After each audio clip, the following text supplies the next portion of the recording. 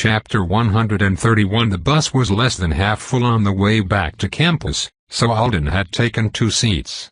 The lights were off, and he was letting himself sprawl, watching the city pass by as they approached the north shore of F and the span.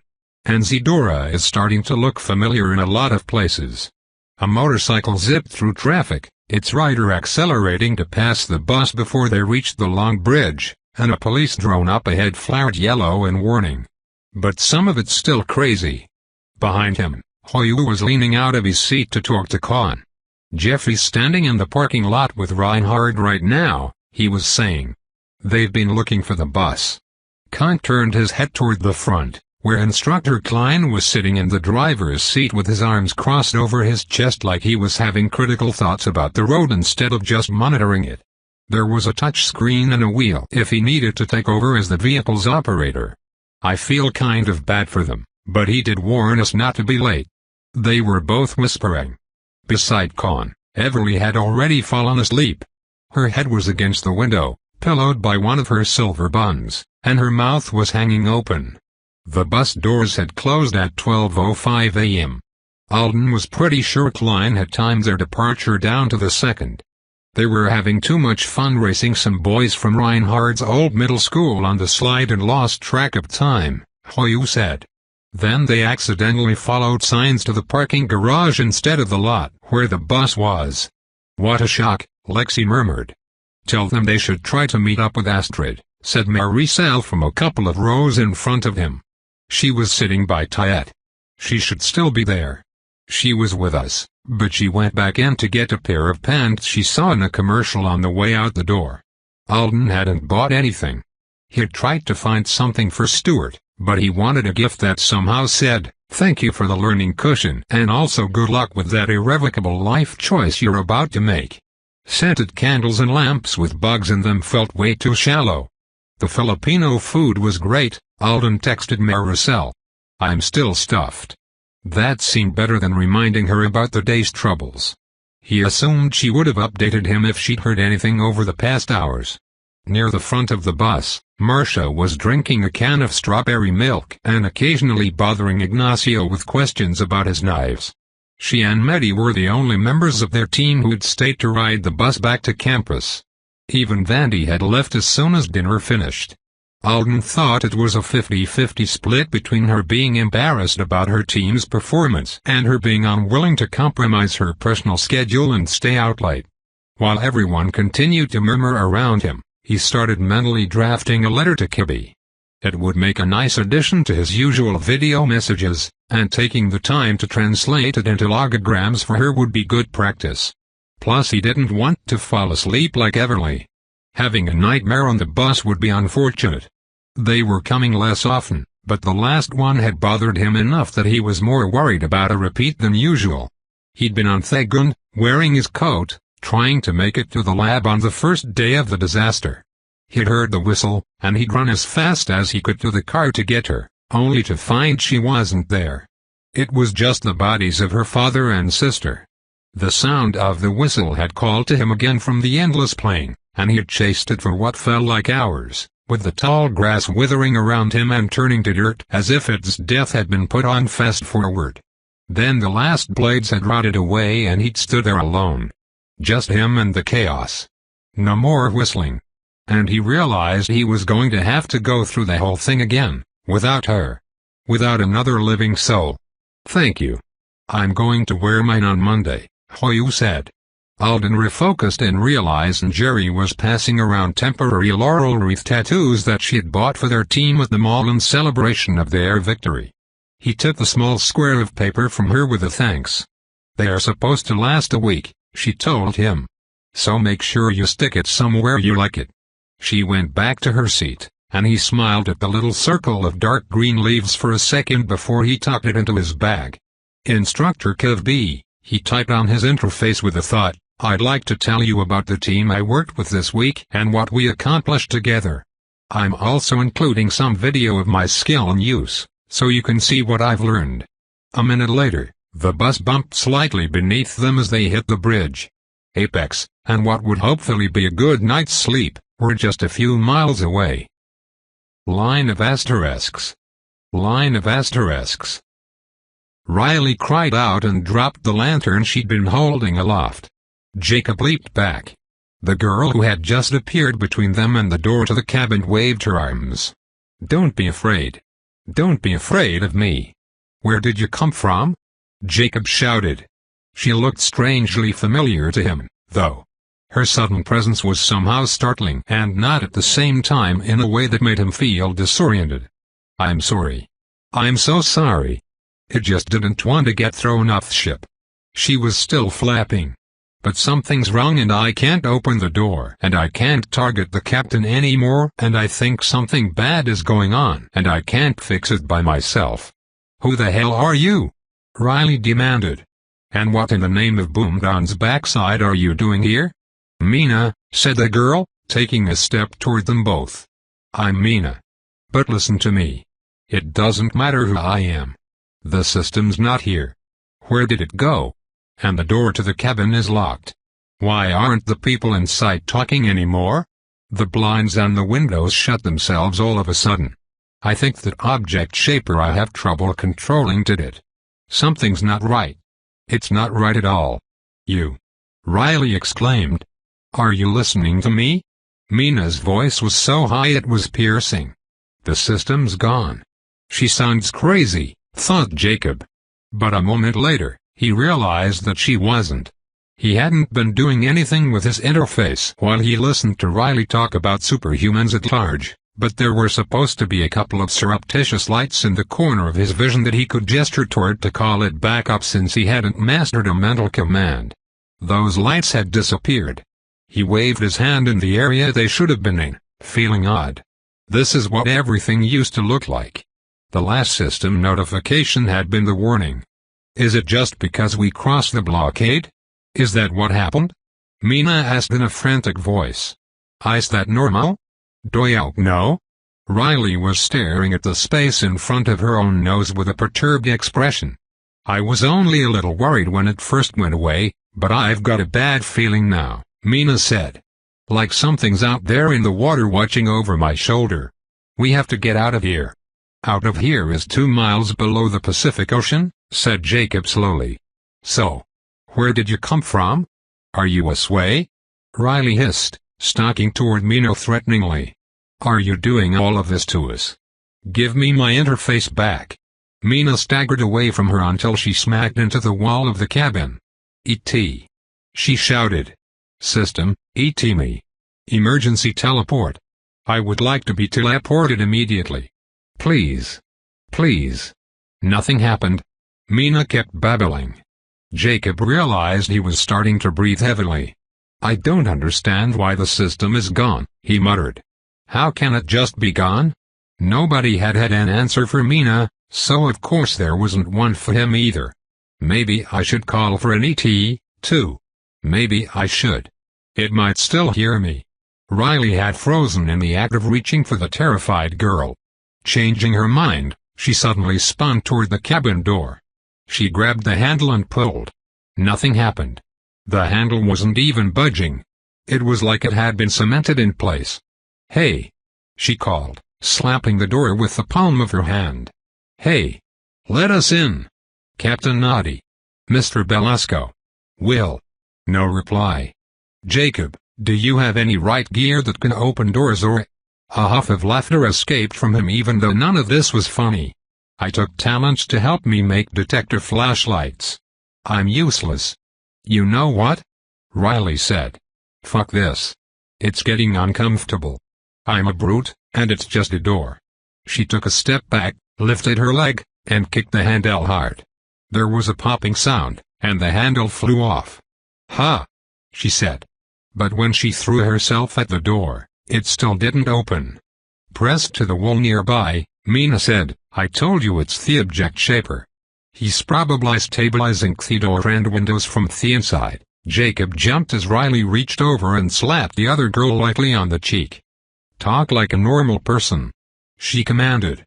"We are members of superhumans at large. We aren't going to panic. This is not a time for us to panic." Mina held a hand to her cheek. I think. Spit it out at a normal speed." Riley shouted at her. I think everyone in there is dead except for that man Will. Mina yelled back. I think he killed the captain and the other one. I think he's trying to kill all of us. A brief silence fell in the wake of that pronouncement. It's not true, thought Jacob. It's not going this way. Everything can't just suddenly go wrong for no reason. Can it? I am this way, okay? Mina's lips were trembling now. But I've only been hiding until I could decide if I should reveal myself. I was reaching out to relax everyone some more because I really wanted to take a break and it would have been nice if you all went to bed. But then when I tried to target the captain again, I couldn't. So I tried the robber, and I couldn't target him either. It's like they're gone. That Will person is still in there, but my relaxation altar does almost nothing to him. I think he's a high rank. Is he? And I think, said Riley, glaring at her. You nasty little. Never mind. He wouldn't kill the captain. They're friends.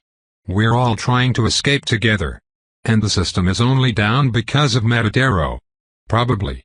Maybe it shuts off around the island. For a second, her words hung there comfortingly. Jacob wanted to believe them. But you just told me the system always warns people over and over until they crash into the real restricted area. It's not warning us anymore. We only got the first one. Mina was wringing the hem of her polka-dotted sweatshirt between her hands. Riley grabbed a fistful of her own curly hair and stared around them. Listen, she said. Listen. This is a lot of panic for nothing. Maybe they're doing something private in there. Probably it's because they realized we had a stowaway on board, and they're trying to think of what to do about you. She was nodding along with her own guesses. And if the system isn't here, well, the submerger could have started interfering with it. It's powerful magic, right? Everyone keeps saying so. Works in oceans on all kinds of planets. That's completely wild. Our interfaces will come back again as soon as we reach the surface and shut the device off. Or, if that's not the problem, she continued, then Matadero's just different right now for some reason. Maybe tonight is go night for the big guys, and they're punching a demon's lights out. The system might take a break for that. It'll come back on when they get finished. Or we'll just pass out of the blockade zone and find Earth's contract waiting for us on the other side. You don't really believe any of that?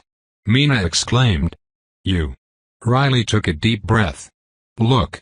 I'm happy to help you to freedom even if you were a mind violator. But stop freaking out. We're fine. Look around. It's calm. Nothing's changed for hours. She motioned at the darkness. Jacob was already staring out at it, harder than he had been. As if staring is going to make me see more clearly. How would we know? He asked quietly. Both girls looked at him. What do you mean? Riley was favoring one foot after her kick to the door. How would we know if anything had changed out there? Jacob could hear his voice tightening with every word. Do you have any idea how fast we're going? Or what direction we're headed in? It's not like we can feel ourselves moving or hear the water rushing past from in here. How would we tell if someone turned us around or sped us up? We could be shooting toward the patrols on the surface right now. Or toward Anzidora. Or the sea floor. He stared into Mina's pale eyes. You can't target the captain? You're sure you're not just making a mistake with your powers? She nodded. I learned mental targeting as fast as I could. To impress schools. I was trying to get into hero programs. Riley walked toward the boarding platform where she'd been spending so much time leaning back against the magic that protected them. She stepped down onto it, closed her eyes, and leaned again. Her hair drifted up around her. What are you doing? Jacob protested.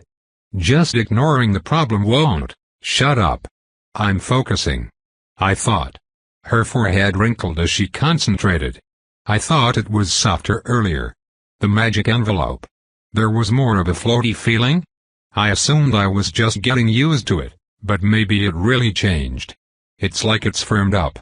How long ago? Mina asked. Right after we got the message? Riley opened her eyes. That was only a few minutes ago. It's not like we could have gone too far off course in a few minutes. How far is the edge of the blockade from Matadero? Mina asked. The timing is. And if he has taken control of the submerger because he wanted to change our direction, that's. The cube is the main thing out here.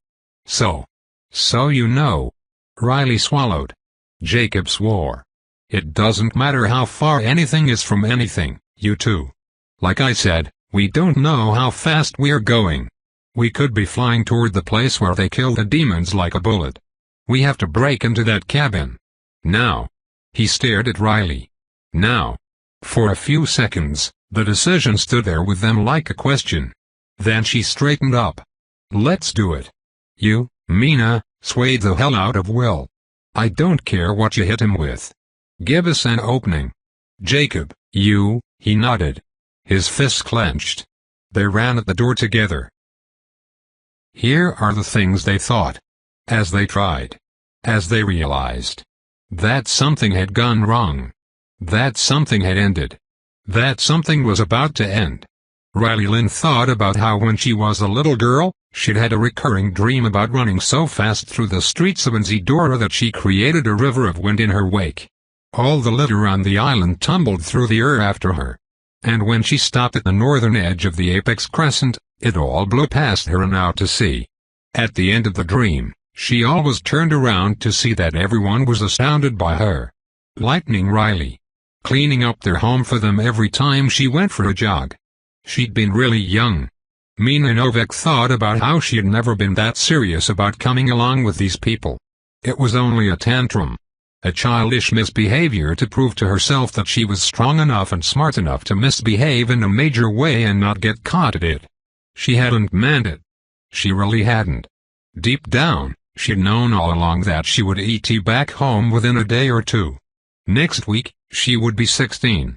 Her father had already bought the ingredients for her birthday dinner. She'd seen them in the fridge last night. She couldn't remember why she hadn't appreciated them. Jacob Moore thought about how his mom would wonder why he lied to her in the last text message. In so many of them over the past months. Would she be upset he hadn't confided in her? Would she wonder if he hadn't trusted her? He thought about how his dad had always said the system only chose people who were mentally weak. If you have a spine, he had said, why would it pick you? The avowed are all desperate for it on some level no matter what they whine about. Damaged. They've got a need to be controlled. Why would the Artonans give real power to someone like me who can think for himself? A couple of years ago, Jacob had decided those words were crap. He was sure he had forced them out of himself. He was sure they weren't still inside him, shaping who he was. Riley thought, I'm going to bust this fucking door down and I'm going to save this fucking ship and I'm going to make it to my friends fighting for our rights. I'm going to do things in this fucking world no matter what my rank is. Mina thought, relax, relax, relax, relax.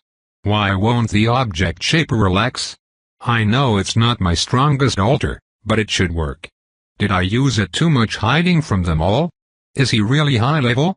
Am I out of magic? Jacob thought, not here. Not like this. I don't know what I want. I've never known what I wanted. But I want something different than this. Riley thought, kick it harder. More. I'm an avowed. I've got power. Use it all. Mina thought, if my mind control isn't working, I'll punch the door, too. I've got stats. He's only an A. He's only an A, and he's trying to close off the whole cabin. There are 3 of us. Jacob thought, I'm so glad I couldn't talk anyone else into coming on this trip with me. They were all right when they told me I was going too far.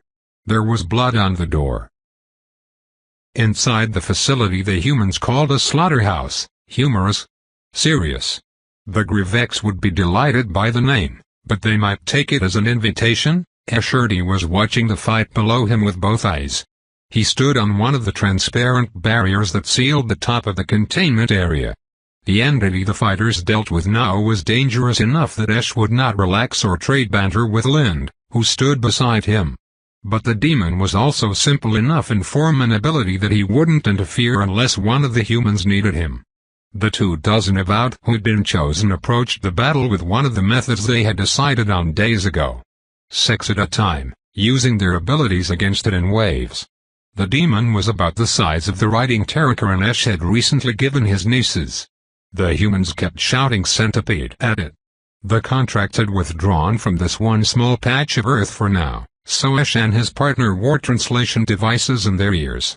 The equipment defined the word well enough, but he wasn't sure why the humans had all named the demon so swiftly and surely based on nothing but its outward appearance. If it shifted its shape, would they start calling it something else? He almost wanted to ask one of the non-combatants who stood on the second barrier above him for an explanation, but his curiosity could wait. Being close to the battle, even as witnesses, was an educational experience for them, too. He should not interfere with their learning. I wonder how they perceive it. During his time here, he had heard the ones with some experience describe weakened cursives like this to their newer members, but the description still left him uncertain about the depth of their understanding. Did they have some sense of what this creature was? Did they feel the becoming and unbecoming? The chaos oozed around it as it struggled against them and the richness of this world they lived in. It had broken through in the spot where such things should break through if they were going to, and it would be gone soon. The About had been training together. They were dedicated to the task. And the way they used their skills was workmanlike. His partner made a pointed noise in the back of her throat. Perhaps his last thought had been gleaned. Or she had anticipated it. "He is interesting," she said softly. She did not indicate the man with a gesture, but he knew which one she meant. The cheerful one who did less damage than most of the others but who did not tire. Avowed Jangdamir had a highly self-defensive fighting style, and there was a unity of purpose to the choices he had made for himself since being bound. His path was simple. Strong. And he was proud of being those things, Esh imagined. Or selfishly hoped. It was a path that would protect the one who walked it as he followed it so that he lived long enough to see it widen before him. Now that is truly a hope. Escherty worried about humans a little more than he wanted to. So many of them. So few Avowed among them. So similar to us. What a fearful marvel Earth was. And what a terrible responsibility. On the boat, they were screaming, words, profanities, pain. The Suns battered the door in time with their fists and feet.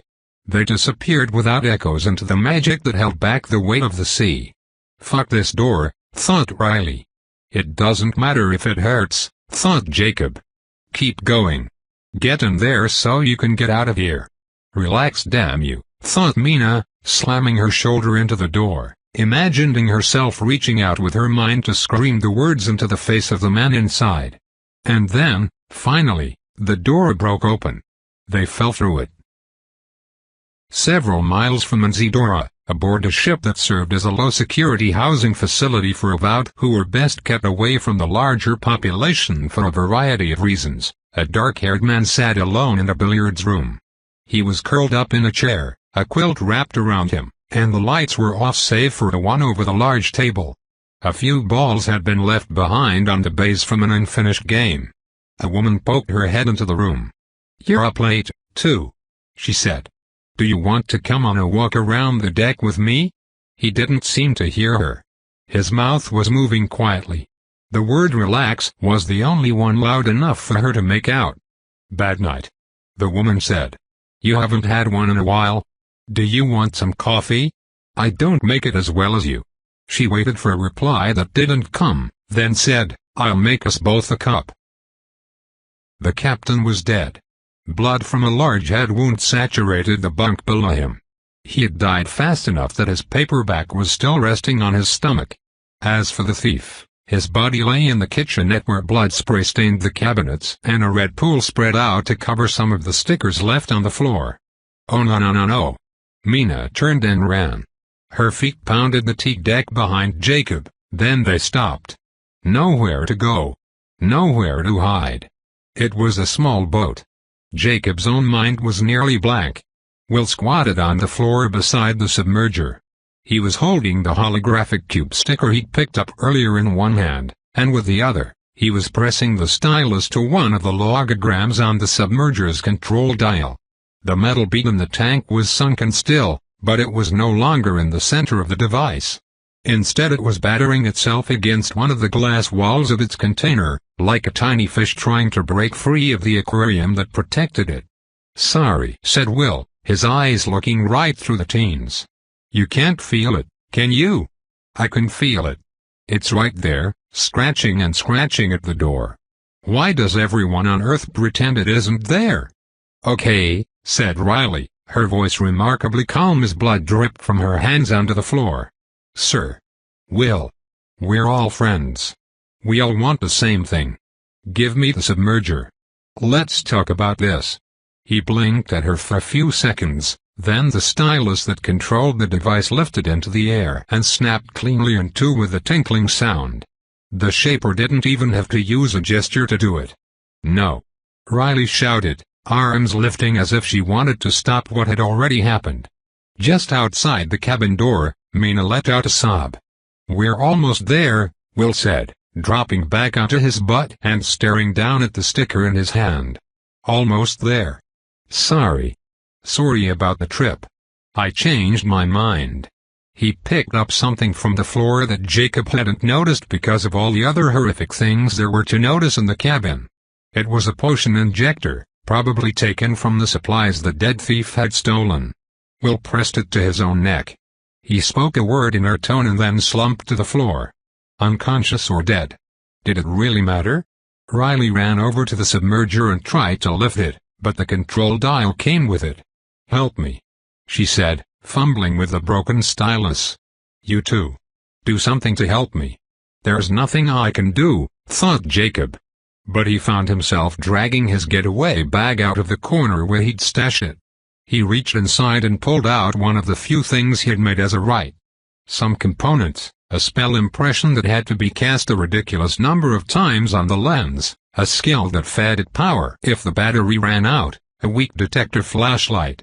Jacob preferred the open complexity of wires, pipes, and circuits. Magically created items functioned in ways he didn't understand, even if he'd made them himself. So he had chosen the talents needed to make a magical gadget that might help him inspect non-magical ones. Some non-magical ones anyway. His detector flashlight only worked on objects, and parts of objects, that had been crafted by hand or by spell. It didn't help at all with mass-produced, machine-made parts. "I doubt the submerger came from a robotic assembly line." Jacob held his finger against the switch and pointed a dull red beam at the submerger. He was surprised his heart could sink further, but it did. "What is it?" Riley said.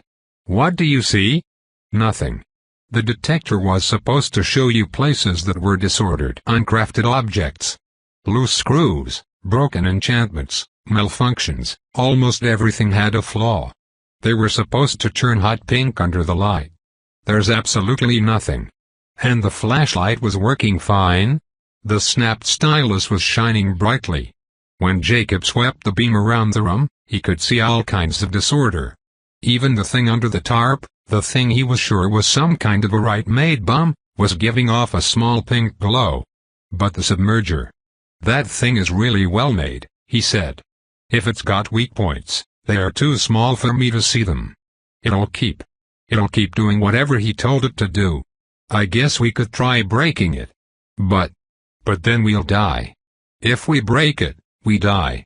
If he set it to crash into Matadero, we die." "We've got powers," Riley said in a faint voice. "We've got powers. There must be something we can do." Mina stumbled into the room. She was pressing her hand to the front of her sweatshirt, right over her heart. "He said it would be soon. He said we were almost there." Did that mean a minute? 2? An hour? Neither of them answered her. She stared at Will's body. He wouldn't have knocked himself out, would he? If it wasn't real soon.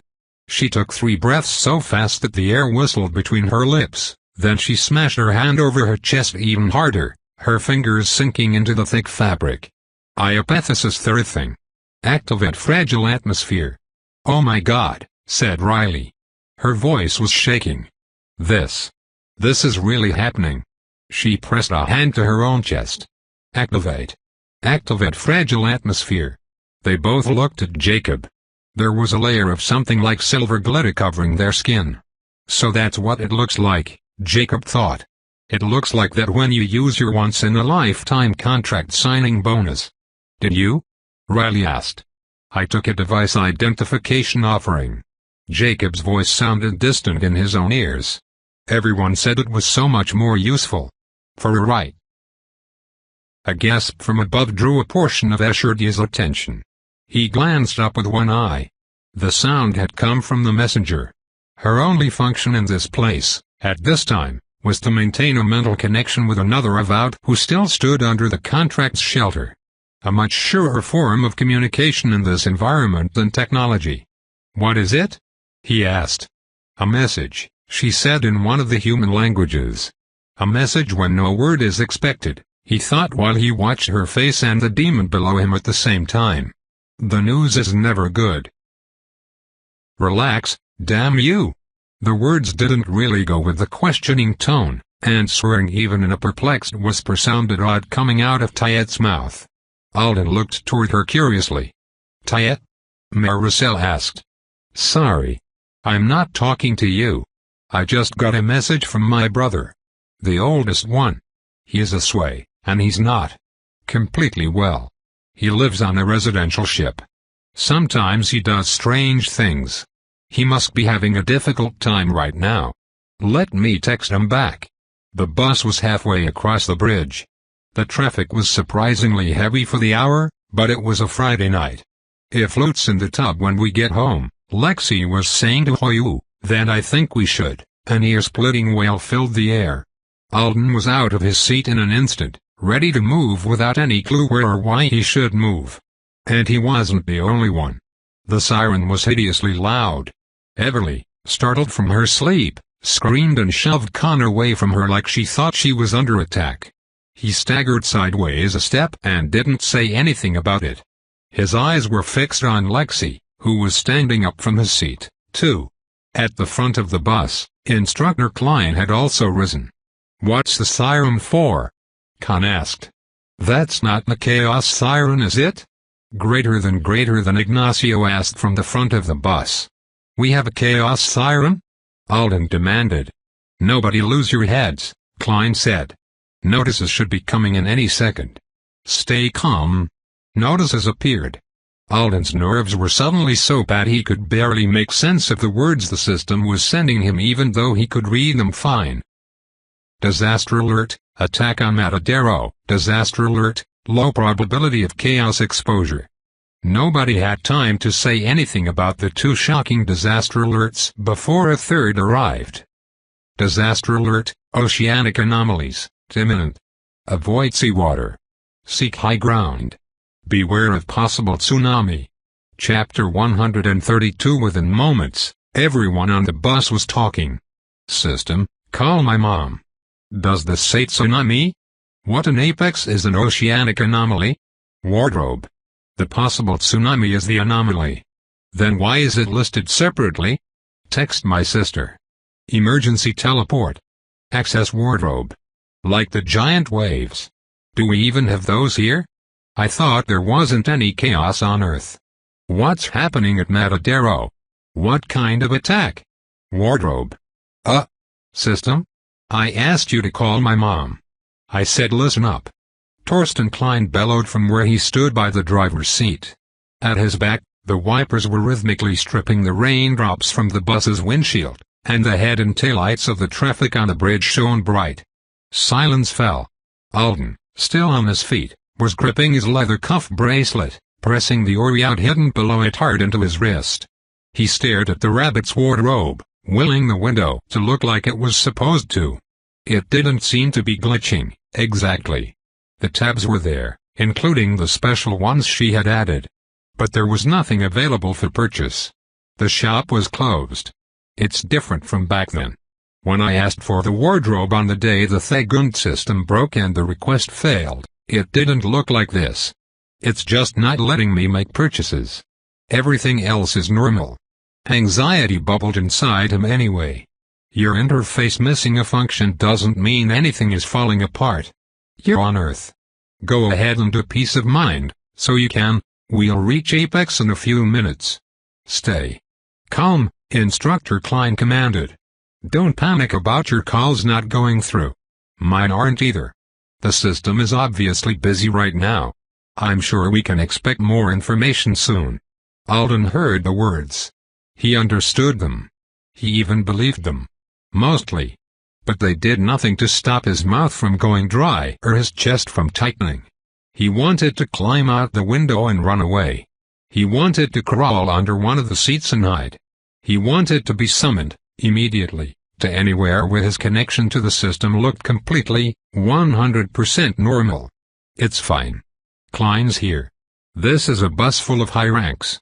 There are worse places to be. Calm down. A hand shot up near the front of the bus. Not right now, Jupiter. Let me finish talking. Klein's demeanor was composed. During an emergency, keep your wits about you. Don't throw your powers at problems unless you need to in order to keep yourself or someone else safe. Pay attention to instructions from the authorities, from the system, and in the absence of instructions from those two sources, pay attention to me. His gaze landed on each of them in turn, calm and piercing at once. I don't know any more about what's going on than you all do. I'm sure information will be coming to our interfaces shortly. If I learn something else, I'll let you know. For now, I expect you all to behave like this is a serious matter and you are serious young men and women. No more translation, a voice said quietly. It was Ignacio, looking unnecessarily embarrassed about admitting he didn't understand all of what Klein was saying. Spanish was his first language, and if Alden remembered right, he spoke Hindi as well. Even translation is broken now? Mehdi said. That seems bad. It's not broken, Alden said forcefully. The system is just busy. It's not going to break. Mehdi turned to him with arched brows. Will someone buddy up with Ignacio and translate for him? Klein asked. I'll do it, said Jupiter, springing out of her seat. But, instructor, shouldn't we turn around? Before Klein could answer, she went on, we're almost at the halfway marker. But it's a slightly shorter distance back to F-City. And they have more safe harbor locations, don't they? Isn't there a building near that end of the bridge that's supposed to be an emergency shelter? Yes, said Mehdi, rising to his feet. My family lives near there. My mother's always complaining about how ugly it is. Like a windowless fortress. We should go. There were murmurs of agreement from a few people. Klein shook his head. We're already northbound. We have shelters in Apex, too, if we need to get to one. You also have to think about the responsibility of being. Well, there are other reasons for heading in this direction. The main one is that the system indicated we should head to high ground quickly, and you turning a bus on the span will cause traffic problems and ultimately slow us down. Other people don't seem to know that, said Khan, leaning over Everly to stare out the window. Once his attention was called to it, Alden realized it was true. The sounds of horns honking and people shouting filled the gaps in between the sirens' wails. There were 4 lanes on the span, 2 headed north, 2 south. Cyclists and foot traffic that traveled below certain speeds could use the span trail, a jogging path that hung just below the level of the roadway from the western side of the bridge, like a shelf. Behind Instructor Klein, the traffic, which had been on the heavy side but still steadily flowing in both directions, was shifting now. Motorcycles and mopeds were changing direction everywhere, and a small black car in one of the southbound lanes suddenly shot forward.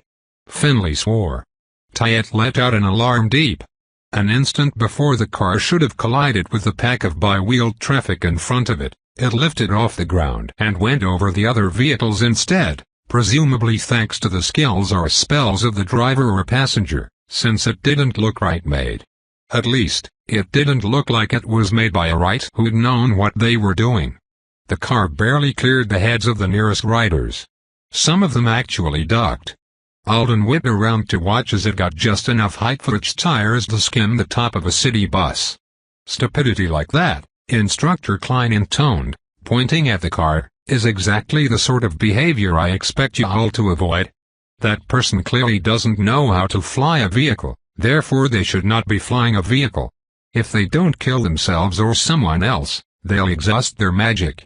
They'll create havoc for everyone around them. The CNH bus had already been slowing thanks to the shifting traffic. Now, it jerked as the brakes brought them to a full halt. Alden swayed on his feet. Before anyone could even comment on the fact that they'd stopped, new system messages started rolling in. Disaster advisory. All disaster alerts remain in effect. Global advisory. Due to an emergent situation affecting an area and population within the purview of the triplanetary government, non-essential contract services on Earth have been halted. Requests for information will be answered once normal function has resumed. Disaster advisory. Local damage mitigation efforts are in progress. The emergency teleportation allotment for Nzidora has been increased, but all personal requests for teleportation will be ignored. Your teleportation priority will be assigned to you shortly and may be adjusted at any time. Disaster update. Attack on Matadero, confirmed. Disaster alert. Oceanic anomalies, imminent. What the hell is happening on Matadero? Mehdi muttered. Matadero. I was supposed to be going there tomorrow. Oh no. Alden looked at Hoyu, sitting in the seat right behind him by the window. His dark brown eyes were fixed on the space in front of his nose. Alden couldn't tell if he was staring at his interface or the seat back. His face, usually so cheerful, always so expressive even when the expression was a lie for the sake of one of his jokes, was blank. Hoyu, Lexi said quietly, I'm sure. What are you sure about? Hoyu asked without looking at him. He didn't say it harshly. His voice was as blank as his face. But there was a collective held breath, a group wince, as if he'd snapped at Lexi instead. All over Nzidora, the sirens reached the quiet trough of their wailing and rose again toward their crescendo. Line of asterisks. A minute after the bus had stopped, the students were all out of their seats and crowded at the front, trying to get a better view through the windshield. The sounds of Torsten Klein's feet on the metal roof vanished suddenly. Used one of his spell impressions to get more height, Mehdi said. The instructor was figuring out the traffic situation. The smaller vehicles were still in motion, weaving in and out of the stationary cars, buses, and vans. It's not going to get better for a while, is it? Khan's voice was tense. It might even get worse. We're all trying to get off, but there have to be people in Apex and F we're heading to the bridge right now because they want to make the crossing. They'll be trying to reach homes or families. They've probably closed it, said Lexi. That doesn't mean they closed it before more traffic hit it, Khan replied. It could be jammed from end to end. The sirens had begun such a short while ago. Everything was happening fast, but it felt so slow. The word imminent was burned into Alden's eyes. He had expanded the last disaster notice and frozen it there rather than swiping it away. It was proof that the system was here and doing stuff. He wanted that proof even more than he wanted clear vision. It couldn't tell us how imminent. It couldn't define oceanic anomalies even a little. His brain fed him images of demonized fish swimming through the sea, crashing into the supports that held the bridge, poking them full of holes, transforming them into sand. Knock it off.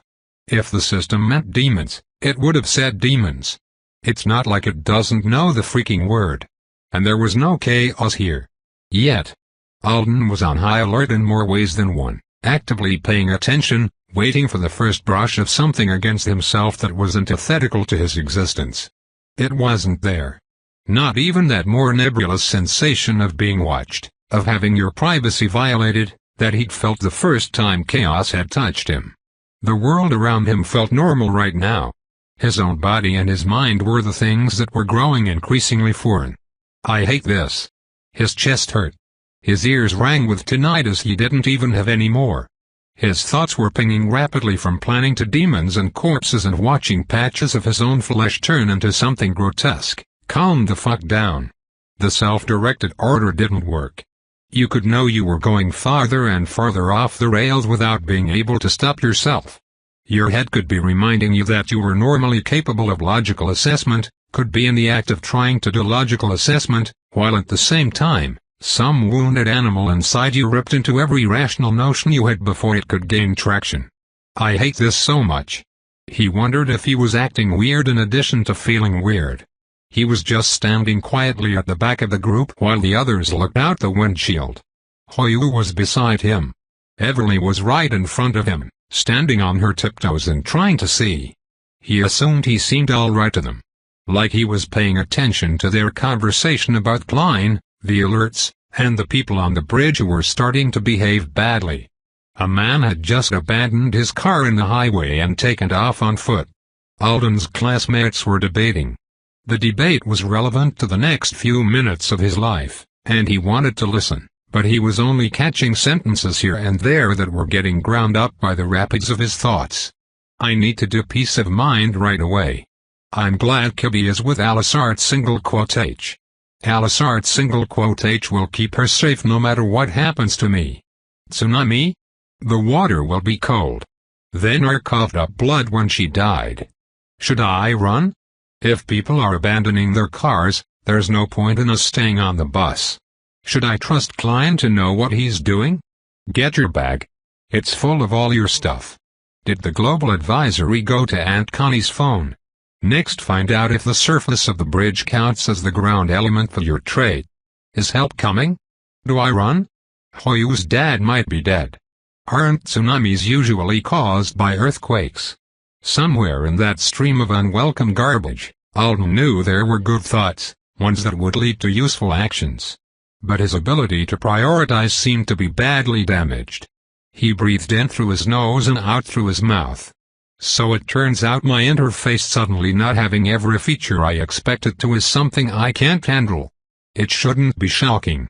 A buggy system had been a glaring warning sign about Thegund. System failure had marked the end of his old life and the beginning of his horror story. If something was going to hit his panic buttons particularly hard, why not that? On some level, he was fascinated by the fact that he could recognize what was wrong with him, recognize that he was responding poorly, and still be unable to overcome it. On a much more urgent level, he was afraid he was going to make the shift from panicky thoughts to complete and utter insanity. Or immobility. And then Klein would leave him here by himself so that he didn't hold back the functional people. Abandon the weakling. Sacrifice him to the demonfish. Pretty sure that's not one of my reasonable fears. I need to calm down. How do I calm down? I need to do peace of mind right away. Suddenly, Alden realized he'd been telling himself to do peace of mind right away almost since the sirens had started. Within seconds, he'd known he should. He'd just scatterbrain. Do the peace of mind no matter what. Right now. Get it done. He stumbled away from the group toward the back of the bus for reasons that would only make sense to a panicky scatterbrain. Like, it wasn't polite to start reciting your poetic artonin in the middle of a group of people who were having a conversation. Mind your manners, Alden. He rolled his eyes at himself and stopped at the last row of seats, facing the rain-glazed rear window. His hands were shaking. They mostly stopped when he started using them. Dexterity. It had been made a part of his being. Alden's hands were supposed to move well, and here they were, doing it for him. The word chin was so familiar. 3 months ago, I did this in the car with Kibby. He'd been calmer 3 months ago, facing down almost certain death. After he'd survived this, he'd have to unpack the why of his mental state being worse right now than it had been back then. Alden finished the chain. As the last syllable sounded, it felt like someone peeled the top layer off his panic and threw it away. Thank you. He suddenly remembered one of the boys in engaging with the unexpected asking why you would sacrifice your edge by using this chain. That guy just doesn't have enough edge. My edge is so sharp I have plenty to spare. He hesitated, then started casting it again. It would probably double for him now, based on things Lute had said. Alden had performed the chain consecutively without paying it back during the car trip on Thegund. Trying to cast it when it was already active, for an increased effect, was a different thing. But it was a super healthy chain. He had practiced it a lot, his form was perfect, and he was unavowed. To his relief, it worked. His edge dulled a little more. Now the new one. He wove his hands through the patterns for the chain he'd used earlier today. Mastery over his body would be extremely welcome. But when he reached the end, nothing happened. I said it a lot faster than usual. Nerves. Was that the problem? It was a much more powerful chain. Shorter snapback time frame. Harder to cast. It was less familiar to him, and he was already holding debt for it. Maybe Alden just couldn't call on it again with all those things working against him. He dried sweaty palms on the front of his shirt. I'm tempted to go for a triple peace of mind. He lowered his hands instead. He was calm enough to know that the urge was probably an overreaction. He wanted to be able to focus through his tension, not take it so far that he placidly let a giant wave carry him out to sea. And I'm about in the right emotional place now. The sirens were still making him anxious. He was afraid.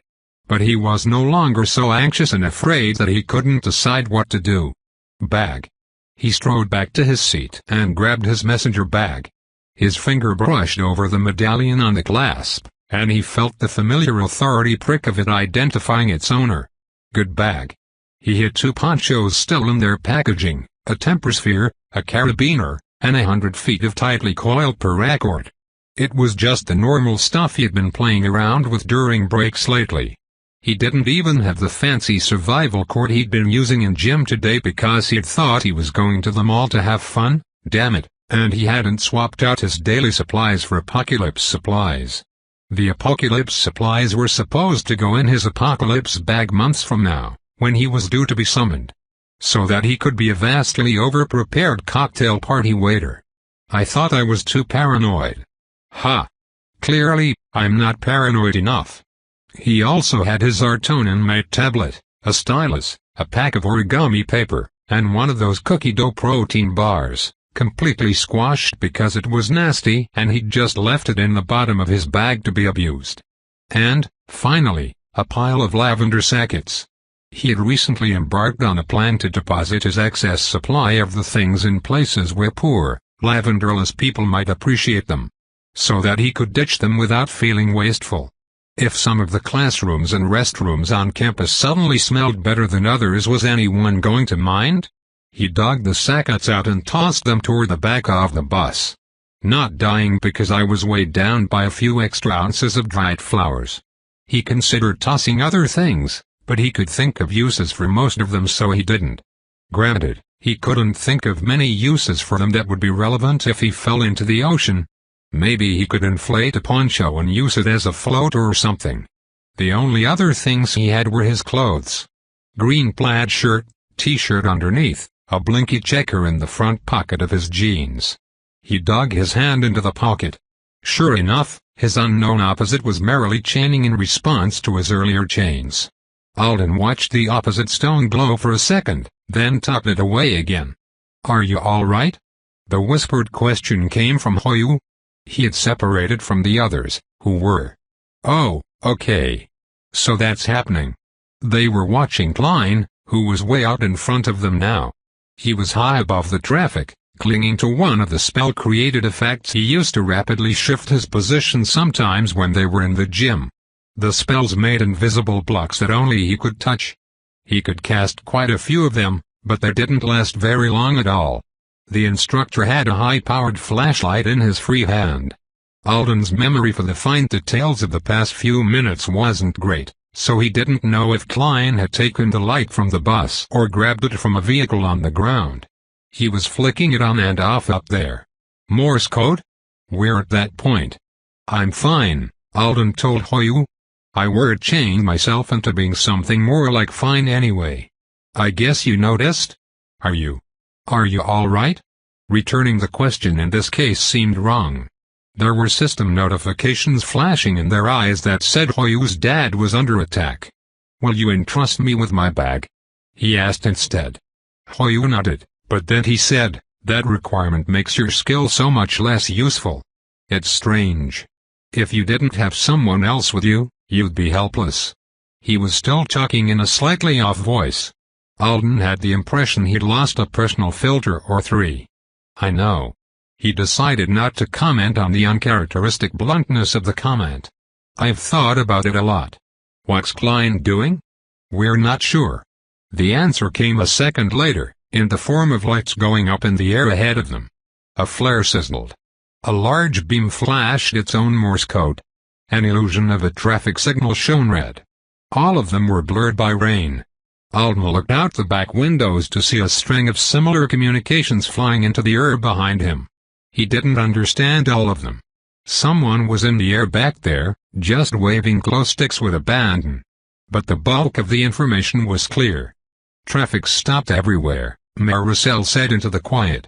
Klein was swinging down from his perch, heading back toward them. Looks like we'll be running, thought Alden. Line of asterisks. The instructor returned to the bus with a tall young woman who was pushing a bicycle.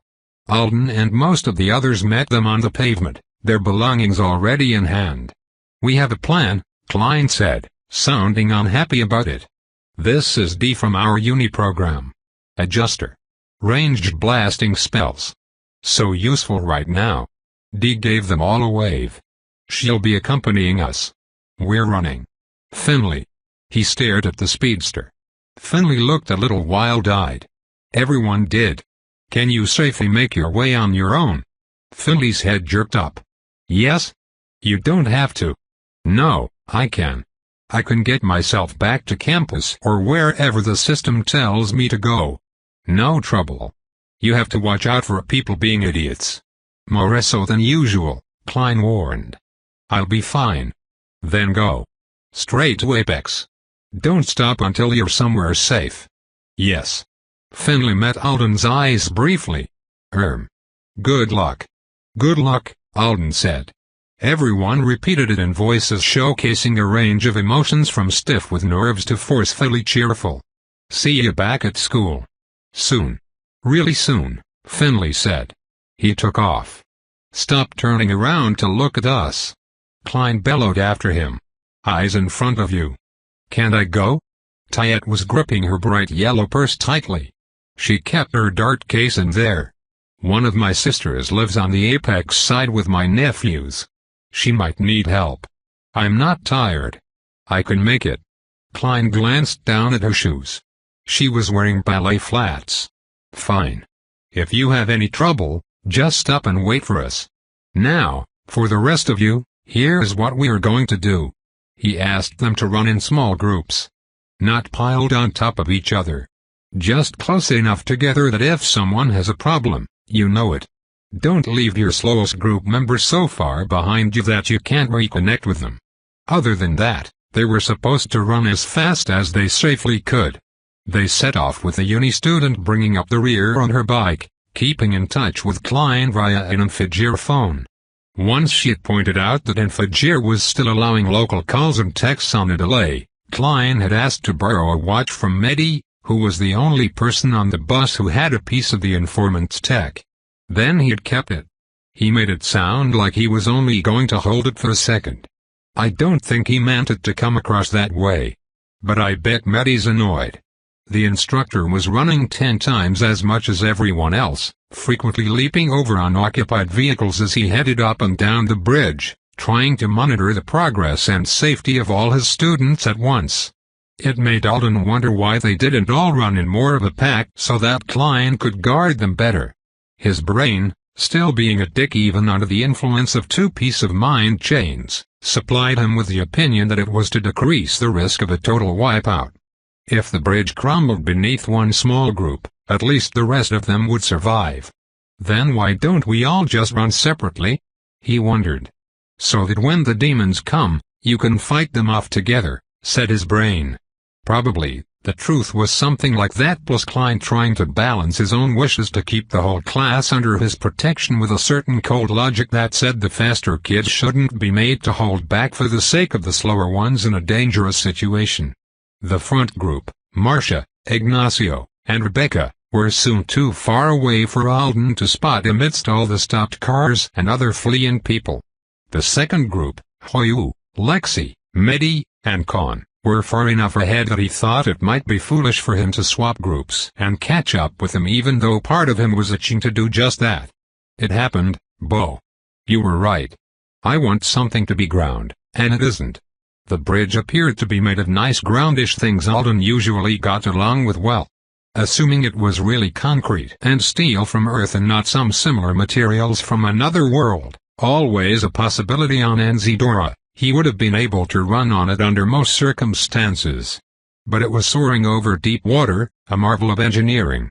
Not so much as a blade of grass growing out of a crack. Basically, the span was too closely aligned with the object element for his movement trait to interact with it. He wondered if a really powerful ground shaper could still work with it. Doesn't matter. I can't. Alden was the fastest member of the back group, but he was still slow enough that if he sprinted to join the guys ahead of him, he'd be the one holding them back. So he was running with Maricel, Everly, Jupiter, and Jerry. Jupiter had requested that the system use her foundational enhancement points to increase her sense of smell. Alden was going to have to ask her why she had done a thing like that when they were all out of this. They'd been running for about 3 minutes. The rain wasn't heavy, but it was so windy on top of the bridge that his nose and cheeks were going numb. Or maybe that was from the cold. He was grateful for his ponchos. One was still safely tucked in his entrusted bag in case he needed armor later. He was wearing the other to keep himself dry. His hood was back since it wouldn't stay on while he ran, but the plastic was doing a good job of trapping body heat elsewhere. He had no preservation active on anything at the moment. Since the trait wouldn't work here on the bridge to speed him along, he was saving his magic. He didn't know what he'd need to do with it for the rest of the night. Resource management. He was pissed that traffic had stopped the bus, but he was glad that the bridge wasn't completely empty at the same time. This could have been an even creepier spot than it was at the moment. The ocean stretched out to either side of them. It was so dark out there, and Alden was so blinded by the bright street lamps that lined the bridge that he couldn't really make out much. Lights from boats and ships. A helicopter had flown over right after they started running. Apex glittered ahead of him. Why did they build it so far from F? Maybe they really were planning to slap another urban island between the two one day and call it Mid-City, as Constantine had once joked. A half-moon shape, to stay in keeping with the theme. Tires squealed, and Alden looked around. He didn't spot the source of that sound, but up ahead, Hoyu suddenly shouted and threw himself against the side of a minivan. Lexi yanked Khan out of the way as a southbound motor truck careened out of its lane and into theirs, taking advantage of gaps between stalled vehicles. Alden stopped, pressing himself to the trunk of a coupe just in case the trike rider did something else unexpected. The person's helmet had a glowing blue stripe that matched the lighted wheels. As they growled past, stinging drops of water flew off and spattered his poncho. "I hope you hit a pothole and die." Mehdi shouted loudly enough for his voice to carry over the wind. He was wearing the same knee-length black coat with the stylized bronze lion on the back that he'd worn to Khan's party. It had looked pretty cool when they set off, the lightweight fabric whipping around him as he ran. Now he just looked soggy. Motion from inside the car. Alden was pressed against Pulda's attention, and he realized a boy and girl were staring at him from the back seat. The youngest one waved an action figure at him and said something that was muffled by the glass. It sounded like he might have been speaking Russian. The man driving the car leaned around to talk to the kids. Most people were leaving their cars now, but Alden had run past several occupied vehicles. He wondered if they were thinking that the jam would clear, or if they were guessing that the bridge qualified as high ground. It had been built for boats to pass below it. I'm glad Klein didn't want to sit tight. They were kilometers from shore in both directions, and the system was telling everyone to avoid seawater. If anything did happen to the bridge, there was nothing but seawater around them. Alden wanted to be close enough to Apex that he could swim the rest of the distance in rough waves, and he was guessing he couldn't swim very far at all in those conditions. So running it was. Jerry and Maricel dashed up beside him and paused to see what he was staring at. The little boy waved his action figure at them, too. "I haven't seen any other children out here," Maricel said. "Not one's much younger than us. He's the same age as one of my brothers." This late at night, even on a weekend, most little kids would be at home in bed. The boy looked around 5 or 6. The girl wasn't much older. "Should we offer to?" Alden trailed off. "Oh my God, the chaos. Do you need help?" Maricel was calling through the back window. "If there's a corruption incident here, what happens to the kids?" They weren't avowed, but most of them would be. And if affixation was something that protected vulnerable people from chaos. The passenger window rolled down. They will teleport soon. Very soon. The driver said, motioning them all onwards with his arm. Go. Go. The churning in Alden's guts quieted at that. Relieved in more ways than one, he set off again. The system's moving the kids somewhere safe first. The dad was just waiting with them until it happened. The system was functional. Everything was going to be fine. Line of asterisks. Alden and his group had made it nearly half the distance when new system updates appeared. Disaster update: oceanic anomalies may occur in your location soon. Evacuate watercraft. Move inland. Tsunami-like incursions of water remain possible. Analysis of likely outcomes is still underway. Before Alden could make any guesses about what all of that meant, he received the next notice. Teleportation priority assigned, 8 meters 59 seconds. Your priority may be adjusted. For your safety, you are advised to continue toward shelter. Rejecting teleportation is not advised. Yes. Thought Alden. Yes, yes, yes. The system is going to teleport my ass somewhere safe in 8 minutes. I hope it drops me all the way back in Illinois. He wasn't the only person happy. There was a general clamor from his classmates and others on the bridge. A few whoops. And at least one outraged shout of an hour and 18 minutes? From a guy standing in front of his car holding an umbrella. That does seem really long. The guy would definitely make it somewhere safe on his own 2 feet before then, right? As long as he actually moved them instead of standing around. Does the system deprioritize you if you're not making an effort? It was an odd thought and it seemed unlikely, but just in case, Alden was going to keep moving forward effortfully. Klein was coming toward him for one of his checks, running between cars and occasionally bounding over them. I'm good, Alden called. Usually that was all the instructor wanted to hear. He hadn't stopped moving since they left the bus, but now he fell into step beside Alden, who suddenly had the bizarre impression that Klein was running in slow motion even though the two of them were going the same speed. He's been flying all over the place so much I forgot he could move slower. Are you all right to pick up the pace? Klein asked. Yes. Alden was running, but it was a very comfortable run. Our tail's getting long here. Front group's way ahead. I'm going to carry some people forward past the next group. You'll be at the back for a couple of minutes with Dee. She'll loan you the bike so you can catch up to us. Give it to Jupiter when you reach her. Dee will catch up on foot. I'll do it. He was relieved. He knew they were making okay time.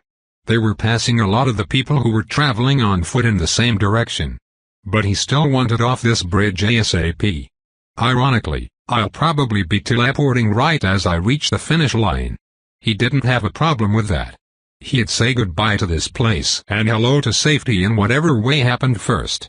Don't worry about your teleport assignment, said Klein. Okay. Priorities are still being adjusted. I don't want my priority to be adjusted if it's going to go in the wrong direction. There's a good chance we'll make it to an appropriate location before the teleports come due. I know a couple of places, said Klein. I'll reject mine if I need to. Nobody gets left alone. Something about that didn't sound right. Before Alden could register what it was, the instructor was gone. He zipped by seconds later, plus one Jupiter who looked like she was being jostled a lot more than was comfortable. I think he was being nice to me? Alden resisted the urge to yell at a woman on a moped who almost sideswiped him from behind. Telling me nobody got left alone. He thinks my timer is longer than his. Is it? No, he also thinks we'll be in a safe location before they finish counting down. No way are we getting off the bridge and to a chaos-resistant, flood-resistant shelter in 8 minutes. So my timer is shorter than his, then. That made sense if the system was going with lower ranks first. But then why would Torsten Klein think it would be the other way around? The instructor raced back for Everly, Jerry, then Maricel.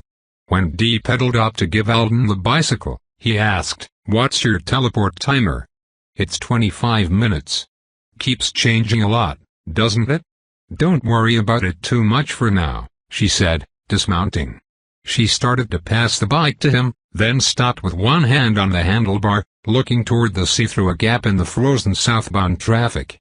Her mascara was streaking the light brown skin of her cheeks, and the back of her wet shirt had a logo on it advertising the diner Alden had ordered the giant mound of hash browns and onions from last weekend.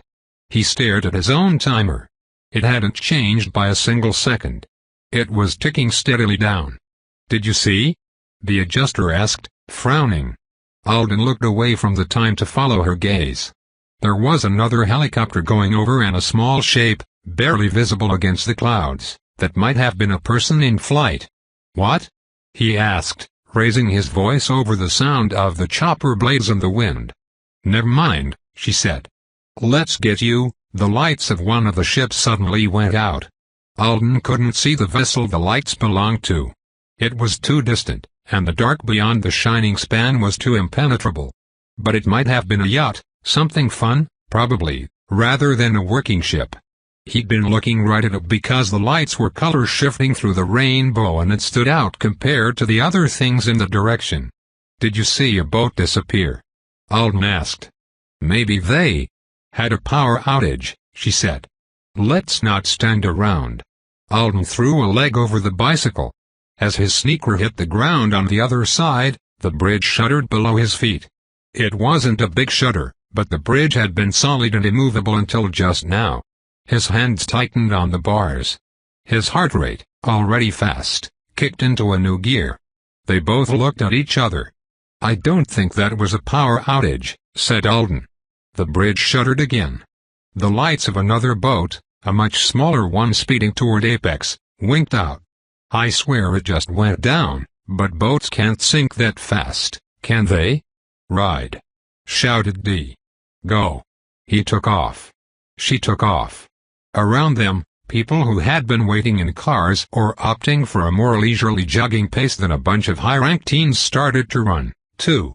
A van door swung open right in front of Alden, and he almost lost control of the bicycle as he dodged around it. Fuck, I don't want to fall into the Pacific with tons of rubble. Was the bridge still shaking? He didn't know. Maybe it would feel different on a bike. The wind was in his ears. Someone was screaming in Chinese. There was a sharp crash from behind him that had to be a vehicle hitting another vehicle. And then the water came. It wasn't a tsunami. It wasn't even tsunami-like. And the giant, Hollywood-style killer wave his asshole brain had been picturing was definitely nowhere to be seen. Alden saw the magical phenomenon happening with his own eyes and failed to understand it until he was already at its mercy. The ocean, bubbling and swirling in a way that looked otherworldly, crept over the concrete barriers that formed the sides of the bridge. It crawled across the lanes and spiraled up the columns of the lamp posts. It was 1 inch deep, 2 inches, a foot in an instant. Alden managed to jump off the bicycle instead of falling, but there was nowhere to go. He threw himself onto the hood of the nearest car, barely registering the fact that others were doing the same thing all around him. And then the bridge dropped. He shouted as the car disappeared from below him briefly, and then he was slamming down onto the hood again, staring up at the twinkling light of some brave drone or distant star as the water started behaving like water once more. It suddenly fell away from all the pillars that supported the span with a mighty crash. A massive liquid released its grip on the lamp over Alden's head. So much water had gathered up there in just a few heartbeats that when it fell on him it was more like a blow than a splash. The bridge almost felt like it was swaying. Or maybe he was just disoriented. Who knew anymore? He'd heard at least one loud crack split the night. Am I falling? Are we sinking? He felt like it took him forever to figure out that neither of those things was happening at this particular moment. According to his teleport timer, only seconds had passed. Disaster update, oceanic anomalies, confirmed. I think that doesn't really cover what just happened, thought Alden. I think tsunami was a bad description too. He slid off the car and splashed down into ankle-deep water that was rushing down the pavement. I think the ocean just tried to eat the span. Chapter 133. It was loud. The helicopter was still overhead, and a car alarm was going off. The rush of the wind had been joined by the sound of water sheeting down the pavement as it followed the slope of the bridge toward apex. Somewhere behind Alden, a man was screaming profanities so vehemently that he sounded unhinged. But despite all of that, there was a kind of shocked hush from most people in the immediate aftermath of the... What was that? Alden wondered as he shucked his poncho and let it fall. The plastic had ripped almost completely in half along his chest, probably from catching on some part of the biker car as he scrambled away from the water. He wanted full coverage armor now. Saving his powers was important, but under the circumstances, he wasn't willing to be stingy with them anymore. Shielding his body wouldn't protect him from drowning, but for all he knew, the ocean was about to pick up a tugboat and throw it at him. He plunged his hand into his messenger bag and grabbed the second poncho. Shit. I didn't lose entrustment, did I? He was actually great at following skill rules, even when he was distracted. They'd become second nature. But what had just happened was a major distraction. If he'd accidentally rolled around on top of the bag and lost skin contact at the same time, if it had been temporarily airborne during that drop. He focused, wrapping his skills magic around both bag and poncho at the same time, preserving them, then hastily undoing it so that the strain of holding two separate objects with bearer wouldn't start to take a toll. Good. Preserving part of an entrusted stack, or a single item from inside an entrusted bag in this case, would normally end entrustment on the non-preserved portion. Alden was redefining his burden when he did that, separating it out from the things that would no longer be under his protection. What he'd just done was his way of making sure that he could bear the poncho and the bag separately from now on. Two burdens instead of one. He slicked his hair back in a partially successful effort to make it stop dripping in his eyes, then threw on the poncho, ignoring the armholes and just wearing it over himself like a big plastic bag. He'd accomplished his manual wardrobe change quickly. His heart was still drumming with adrenaline. People were still picking themselves or their companions up from where they'd fallen, looking around with confusion and fear. Alden's eyes landed on a pink stiletto heel on the pavement nearby. He had the beginnings of a thought about how the owner must have abandoned it because it was bad for running, but he promptly forgot to wonder about something that mundane. The water rushing past the shoe was starting to interact with it oddly. The liquid piled around and on top of the stiletto, like it wanted to cover it. He stared as more and more water snuggled up to the shoe until it was a vaguely stiletto-shaped blob nearly as tall as his knees. Oceanic anomalies. Avoid seawater. I'm currently drenched in seawater. His poncho had helped with the light rain, but it hadn't done nearly as much for him when it was ripped in all of the icy water that had crawled up to in case that lamppost had suddenly decided to let go. His jeans were soaked to the hips, and his shirt was saturated. His few dry spots weren't going to stay that way for long. Some freaky magic thing is going on. Is just being wet dangerous? Should I strip and try to dry off right away? But I need to keep up with everyone. The splash of approaching footsteps drew his attention to Dee, who'd been clinging to a van a couple of car lengths behind him. Are you all right? She shouted the question way too loud in his face. Yes. Let's go. Let's run. I don't think my bicycle is the best choice with this much flowing water. She picked the bike up anyway and lifted it over her head as she started forward. Stick to the center of the bridge. The bridge. Is it okay? Alden asked, hurrying after her. Their feet kicked up small waves. The bridge dropped, right? Is it broken? It looked all right to him, but the thing about bridges was you couldn't really see what was going on below them when you were standing on top of them. All I know is we're not at the bottom of the ocean. Since neither of us can fly, let's hope the pontoons and the anchoring are all still doing whatever it is they do. She was a lot less composed than earlier. She kept running fast, then stopping for him to catch up. You can't fly, can you? Not holding that one back? No. I'm a rabbit. I please her. Ha! Good one. Not the time for jokes, though. There's chaos attacking right now. It's not chaos, said Alden. This is just magic of some kind. The water reassault hadn't touched his authority. Nothing on the bridge was being degraded or transformed in any way he could see. And he was so grateful for that he couldn't put it into words. Is the system holding it back somehow? Is it still out there at Matadero? Dee stopped beside the hatchback that had water crawling up the wheels, watching it cautiously. I really want to blast this and see what happens. So I'll know just in case. Alden was looking ahead of him as he ran past her, trying to spot his classmates. Klein had already carried Jupiter, Everly, and Jerry forward to tighten up the group. Maricel had been with the instructor when the water had risen. As for the front runners, they were probably blasting toward apex even faster now. They'd be off the bridge in no time. I should be able to see the guys at least. Hoyu, Lexi, Khan. Where's Meddy's lion coat? He wasn't too worried yet since he could feel the weight of his entrustor's presence up ahead. Precise distance wasn't so easy to determine, but direction was. If Hoyu had fallen off the bridge somehow, Alden would know. A woman suddenly appeared out of thin air 30 yards ahead of him, distracting him from his search. Her bare calves were sticking out from the bottom of a fluffy white bathrobe. Her feet were shoved into a pair of boots similar to the ones Lucille had worn for the obstacle course. All of that, plus her teal hair whipping around frilly in the wind, made her look exactly like someone who'd just been given a few seconds warning before the system stole her away from a peaceful night in Plopstar. She leaped onto the roof of a minibus in a single bound and turned to face the west. She lifted her arms over her head. Warning, hazard in your area. Do not interfere with avowed on assignment. Avowed on assignment are indicated on your interface. A dark red interface-generated halo, very similar to the targeting halo Alden had previously used except for the color, appeared over Plopstar's head.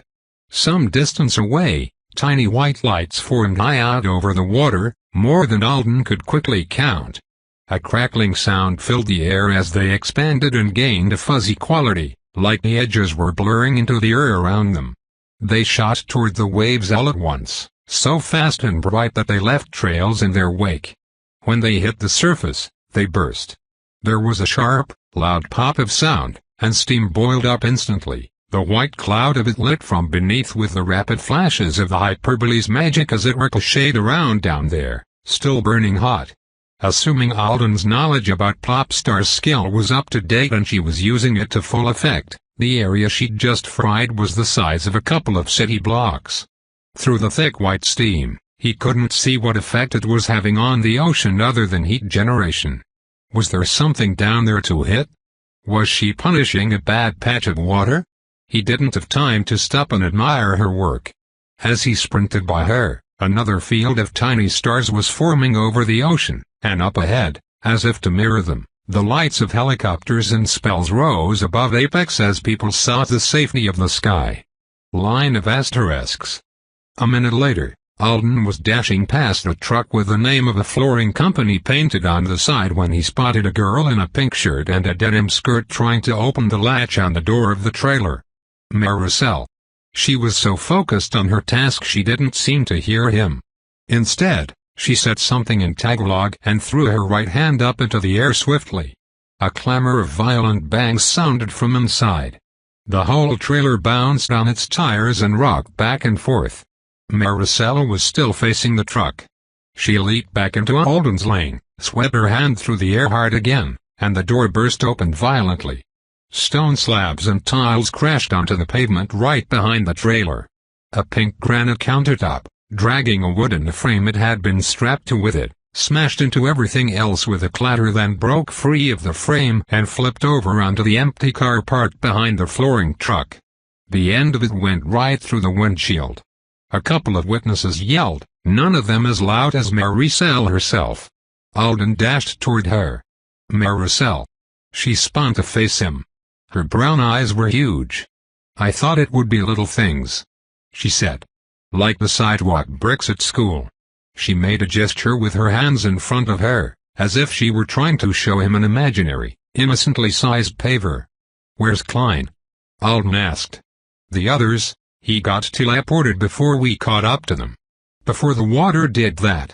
Alden, the bridge felt like it was falling. Up ahead, Dee was bounding along with the bike in her arms. She didn't seem to realize she was leaving them behind yet, but Alden wasn't worried about it. The uni student had been checking over her shoulder for him every few seconds. "What do you mean he got teleported?" "He just told me he'd reject it." "He couldn't. It wasn't a rescue teleport. It was an official emergency summons to help somewhere else. He barely had time to give me this." She held up Meddy's Infigure watch. The small screen flared, and an incongruously soothing voice announced that the neighborhoods around Nilama Marina should be avoided due to heavy flooding.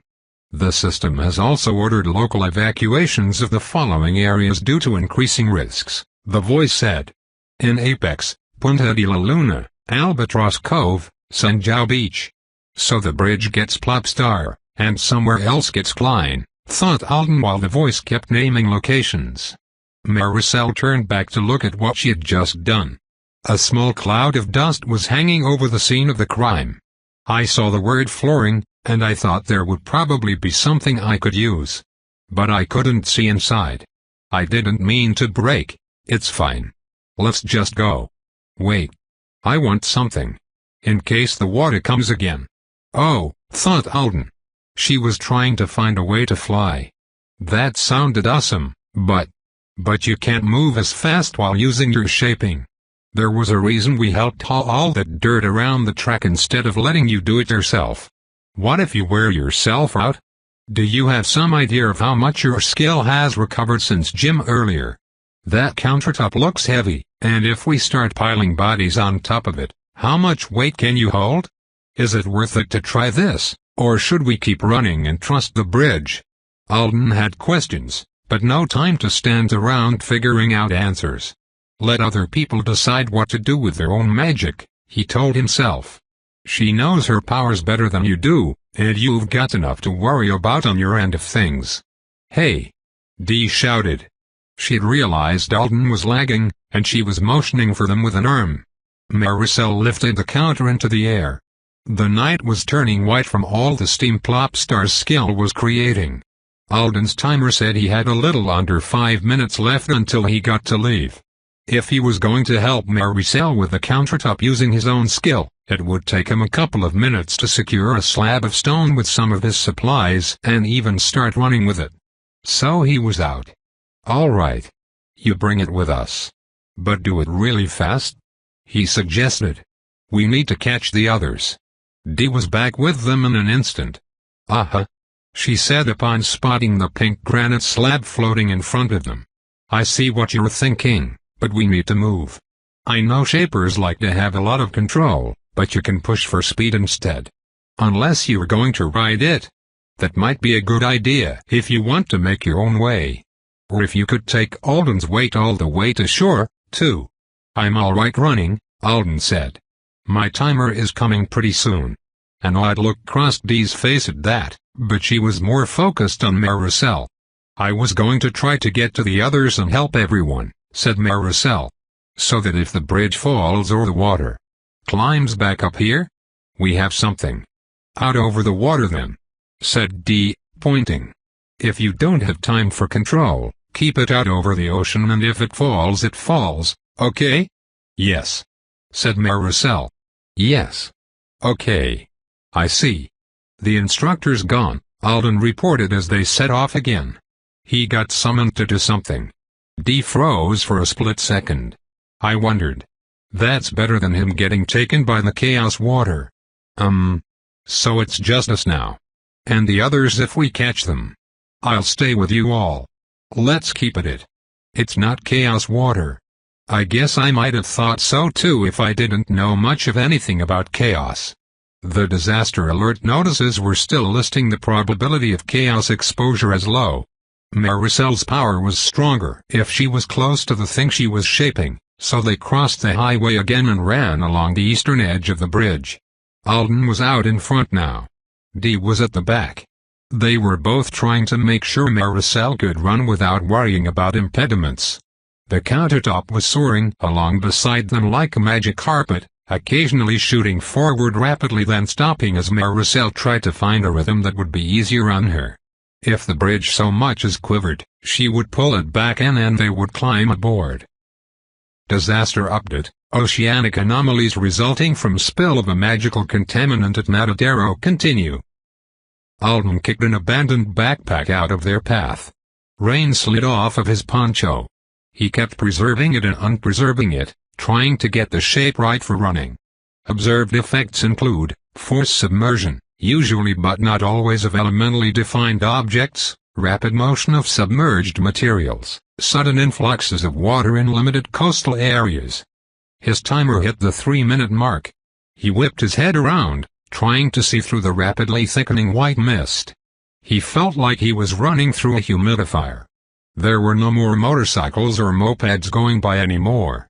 That was a good thing, since it lessened the risk of them being mowed down, but at the same time, it made the bridge feel deader. Almost there. We have to be getting closer. Listen. He shouted back to the others. I'm getting teleported out soon. Before we hit the end of the bridge. Should I? Hoyu? Alden suddenly realized he was very nearby now. Still up ahead but not far. To the left a little. Hoyu? He called. He should be way ahead of us. Why isn't he? Hoyu? Alden. A moment after Hoyu's reply came toward him, there was a thump as a pair of feet landed on the roof of a car 2 lanes over. Mehdi. His coat was gone, and the thin black t-shirt he'd been wearing underneath was starting to sag at the neck from its own sodden weight. Is Klein with you? He demanded. Alden was relieved to see any member of the class looking unharmed. No. He's gone. Teleported. Mehdi groaned. Why aren't you moving forward? Dee shouted. There was a kind of traffic pile-up. We only just sorted it out. By the way, if we break some things doing a good deed, how much trouble do we get in? Line of asterisks. Alden ran up on a scene so superheroical that he might have stopped to stare at it on another day. Crunched vehicles were in a pile against the barrier. A compact car had been sliced in thirds, then the thirds had been moved. Mehdi's coat was draped over one of them. Another car with a crushed side, deployed airbags, and the driver door ripped off was sitting in the road. There was Hoyu, crawling out of one of the wrecked cars and handing a purse to a short lady with gray hair and a pair of infrared glasses hanging from a beaded loop around her neck. She patted his arm and said something in a language Alden didn't recognize, but it was probably some version of "what a nice young man you are." There was Lexi with one sleeve of his shirt torn, standing in the rain with Ruther blazing around him, sizzling whenever a drop touched it. And there was Con, blood pouring from his nose and mouth as he looked down at something in his palm. Well, that last one doesn't quite fit in.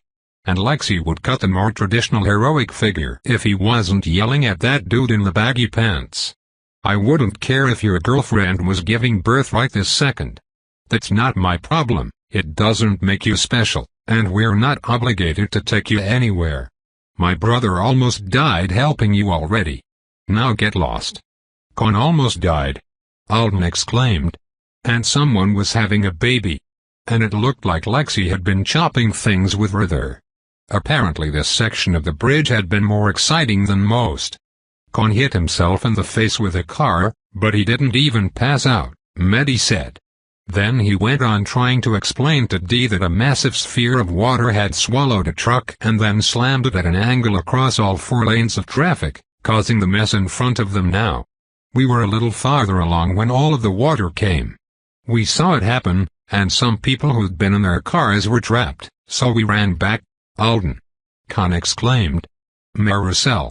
More blood spilled down his lower lip and joined the diluted rivulets of it pouring down his chin onto his shirt. He had a goose egg on his forehead, too. Before Alden could ask how a person could hit themselves in the face with a car even if they were engaging in rescue efforts, Hoyu, Con, and Lexi were all surrounding him. I'm so glad you're all right. Hoyu said. The water. Alden, I had a breakthrough with my powers. Con was beaming.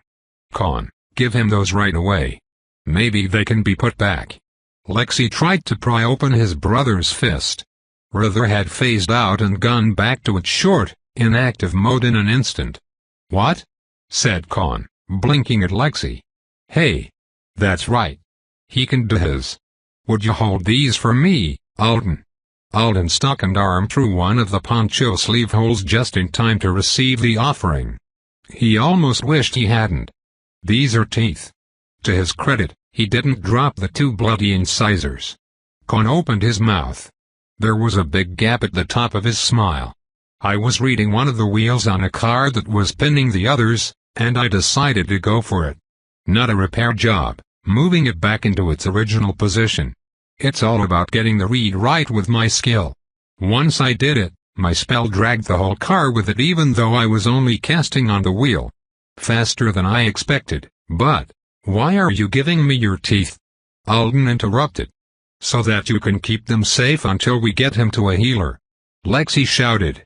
Hoyu snorted at the look on Alden's face. He means with your skill. Oh. Duh. Of course that's what they want. Nobody's ever handed me teeth before. That came with me kind of fast. Sorry. I guess I stick them in the bag and then get Hoyu to reentrust it all? Don't lose them. Lexi was glaring like he thought Alden might just toss the teeth into the next convenient trash can he found. I'll do my best. Miss, are you a shaper? Said a voice.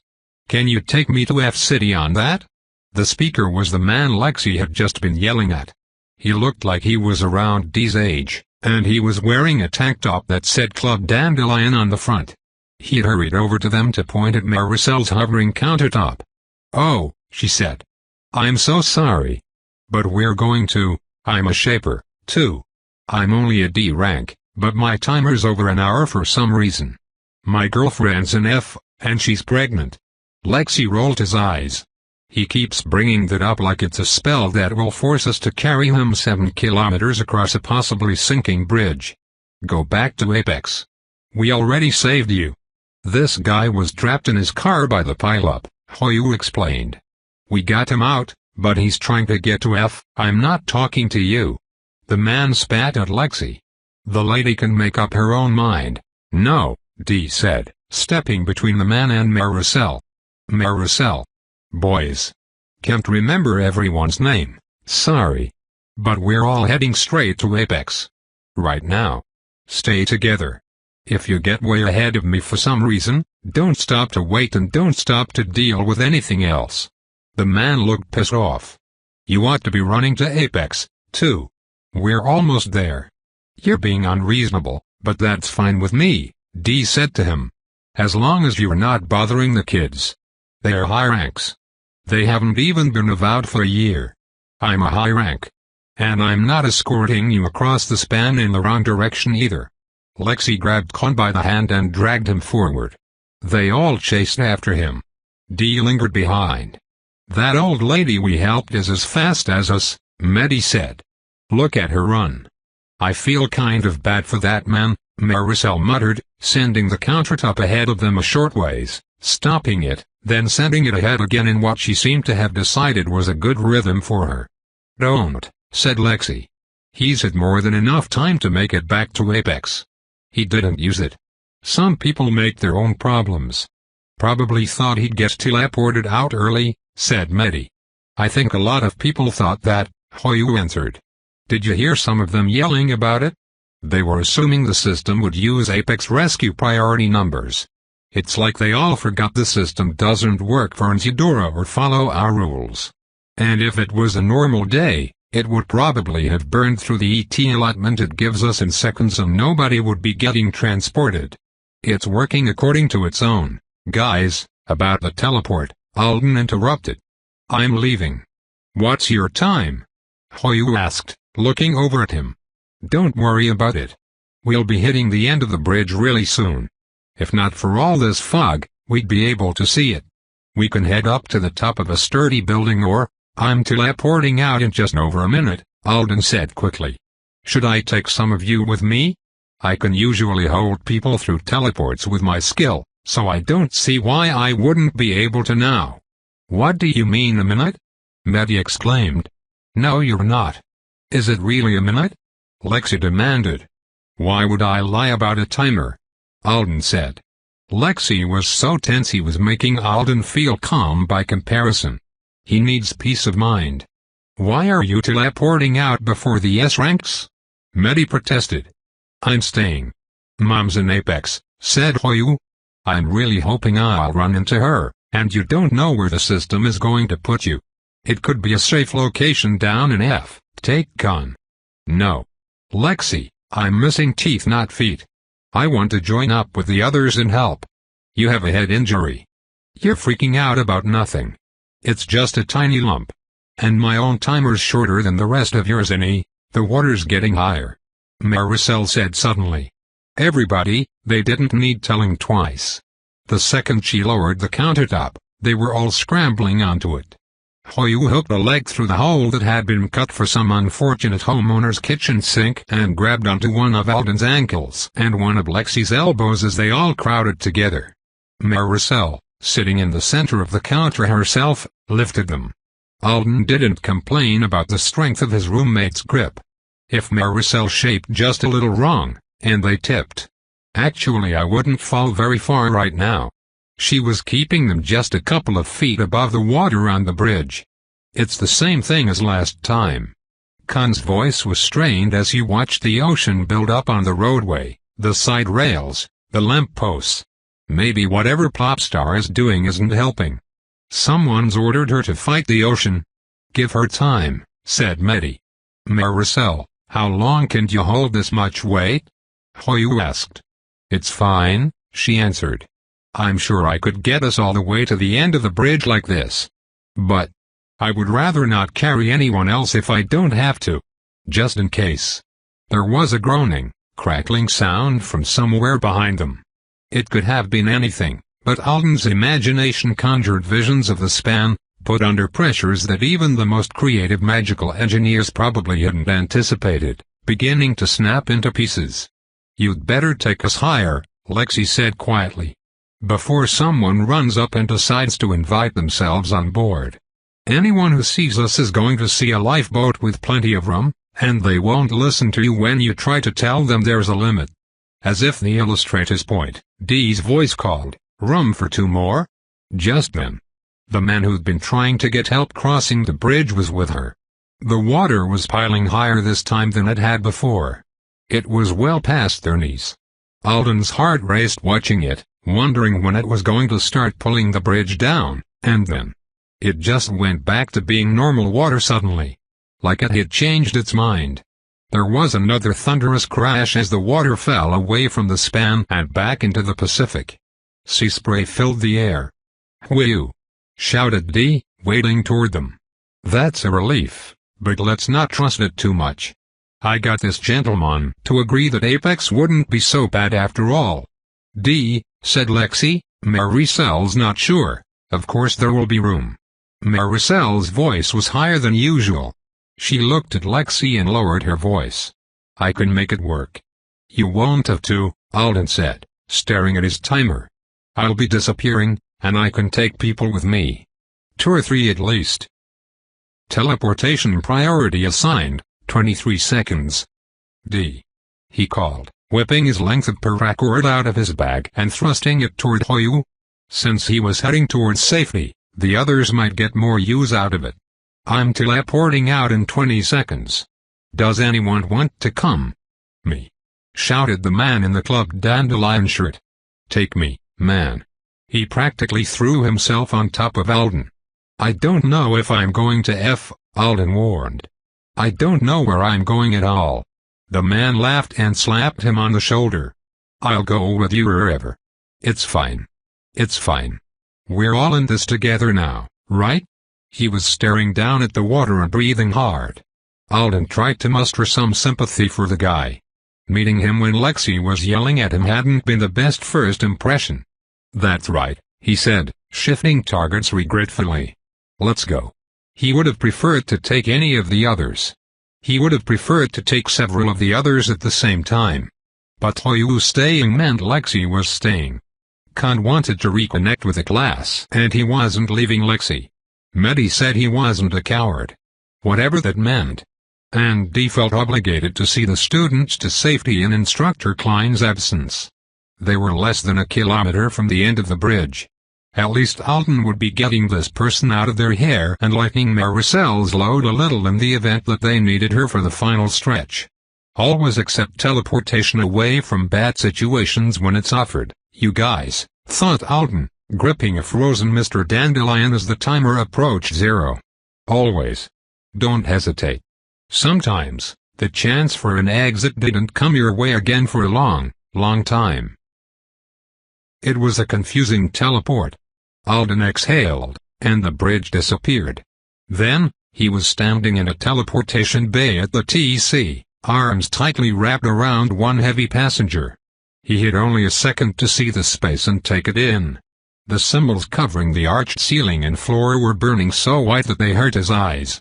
The air was stingingly frosty, and the floor was covered in a layer of water with actual shards of ice floating in it. People were calling out what sounded like orders to each other from beyond the metal door. He inhaled and smelled a very faint mildewy smell. Like an Artonan jungle? Then he was stumbling out of a completely different teleportation alcove. He had expected to end up on top of a tall building, in some kind of anti-chaos bunker, or possibly back at Chelena North. Instead, he wondered if he might have left the planet entirely.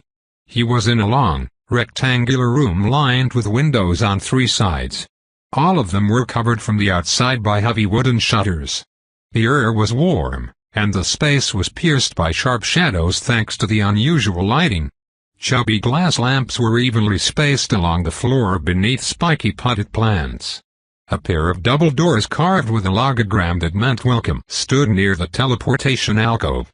And the floor of the room was a dizzying puzzle of wooden stars and diamonds all pieced together, each one a slightly different shade for a muted rainbow effect. System, did you send me to one of the triplanets? Alden asked. The system was too busy for boring questions like that, though. Which, on its own, was enough to tell him he was still on Earth. The other systems would be functioning like usual. He wondered if Earth was even listening to him right now. That teleportation bay had looked like it was in distress.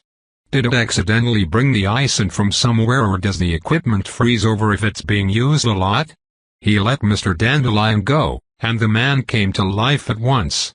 Whoa, he said, staring around. Just that fast. And?